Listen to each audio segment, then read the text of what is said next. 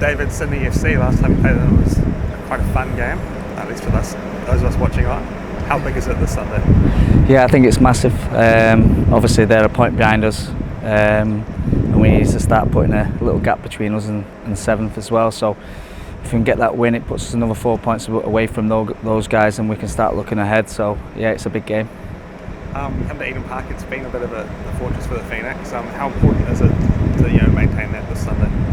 Yeah, I think it's every time I play up here, I absolutely love it. So it's going to be a big game all round for us, and I think the support that we get here is important as well, and it's a great atmosphere, and I absolutely love playing up here.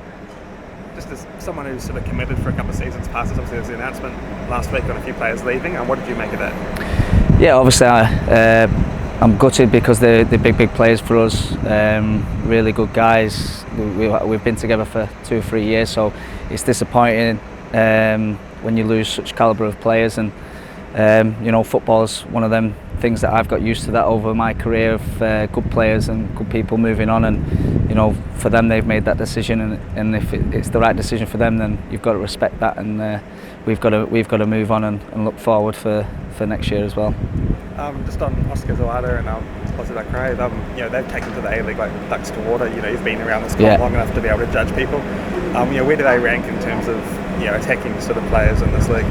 I think they're right up there. I think they've both shown their ability to go and score goals, but actually be good team players for us. It's obviously a different system to a lot of people who are used to playing, and the work rate off the ball goes unnoticed as well. And they've both bought into that as well, and they've been fantastic additions to the A-League. And just lastly from me, in terms of some of those player departures, and you come towards the end of the season, how soon would you like to know whether the coaches wanting to stay on? For me, I've always said that Uff is probably one of the best coaches I've ever played with, played under. It'd be amazing, obviously, if we can keep hold of him. Obviously, he's gonna. I'm sure there's a lot of people that would like him to manage the football clubs. So it's out of my hands. I'd love him to be here next year, because over the past 4 years, I think we've worked really well together. Just on Uff, has he give you any indications what he might be thinking? No, he's super professional. He's we've got a job to do each week in terms of the games, and we just set up as normal, and those sort of things I think will be sorted out at the end of the season. I think we've got an amazing chance to do something special this year as a group and a whole, and every day he's one of the most committed managers that I've ever played under. Is it any kind of distraction? Not at all. This comes with the game. Like you said there, with the players departing and stuff like that, it's all part and parcel of it. We know at this time of the year those things happen. It's just the way it falls. But this group's determined to really do something, and we've been back home for this year, and we're determined to give something back to the fans.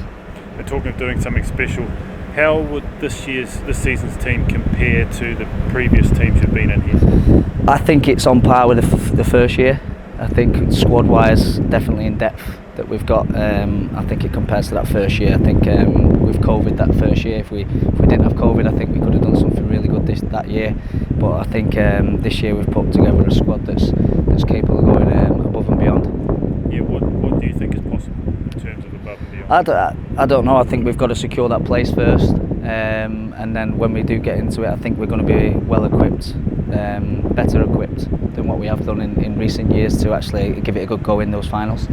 Just on that, David, you mentioned creating that gap between you and 7th. Yep. What does this team need to do to continue this momentum and string together more wins to create that gap? No, I think we'll just keep playing the way we've been playing. I think we've been good in a lot of the games that we've played. I think every game we probably have other than maybe one or two where we should definitely have probably taken 3 points. So I think we just got to keep the hard work off the wall, the discipline, and then we have got players in the front third that are always going to hurt teams.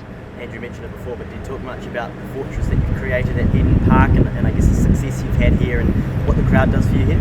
I just think the excitement in the group, you can tell the excitement in the group when we're around here and when we come up here, and everyone's on the front foot and excited to play here, and I think that's something that these games bring. And like I said, we get a really good turnout. There's always it's always a great atmosphere to play in, and the lads are all looking forward to it.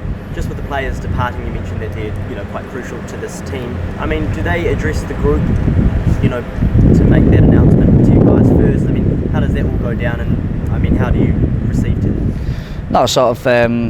Obviously, you're friends with a few of the lads, so you might know a little bit before the announcements and stuff like that. But it's their personal stuff that they're going through. We've just got to. We've got to shake their hands and say good luck, and because they're good people at the end of the day. It's just part and parcel of the work that we're in. They're good, honest lads, and they've made that decision personally, and we've got to respect that. Dan, curious, how much contact do you sort of been playing on a regular basis? Still in contact with him regularly. Yeah. Just on the morning drives in, I'll give him a little call and stuff like that, because with the time difference, it sort of works and stuff like that. So yeah, he's enjoying his time there, and yeah, it's good.